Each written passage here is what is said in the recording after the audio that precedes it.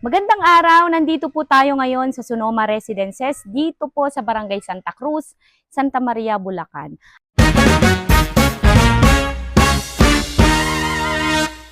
Sa mga nanonood po ng ating video ngayon na naghahanap po ng affordable house and lot na malapit at accessible to Metro Manila at isa pa po sa kinoconsider ay constructed o di kaya naman ay ready for occupancy na, ay pwedeng-pwede nyo pong i-consider ang ating project dito po sa Sonoma Residences.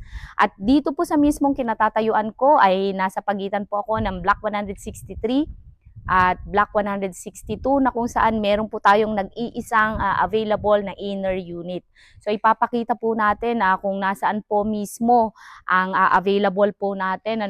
So ito pong kalsada po na yan, yung facing po sa atin na unit ay kalsada po yung harapan niyan. So from main road po iyan na walking distance lamang po at nandyan na rin po mismo ang TODA po, yung mga tricycle po na papalabas po ng Sonoma going to Walter Mart o kung saan man po like papunta po ng Santa Maria Bayan. So again, ito pong available natin na ito ay Block 163, Lot 9.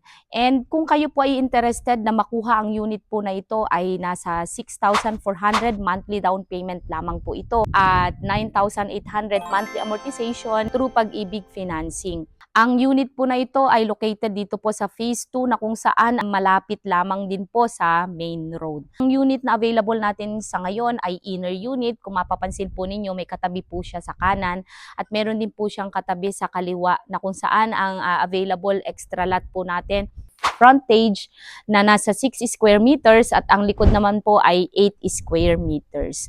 So kung tayo po ay nagmamadaling makalipat, ay maaari nyo pong i-consider ang Sonoma Residences located po dito sa Barangay Santa Cruz, Santa Maria, Bulacan. 28,000 basic salary ay pasok na po kayo dito sa unit na ito. In case naman po na tayo ay hindi pasok, ay meron naman po tayong options katulad po ng co-borrower. Kung ikaw ay interested, maaari mo lamang po akong i-message sa video na ito. Muli ako po si Timberly Miguel, ang gurong ahente ng RRCT Realty, nagagabay at handang tumulong sa pagkamit ng dream home mo. Thank you and God bless.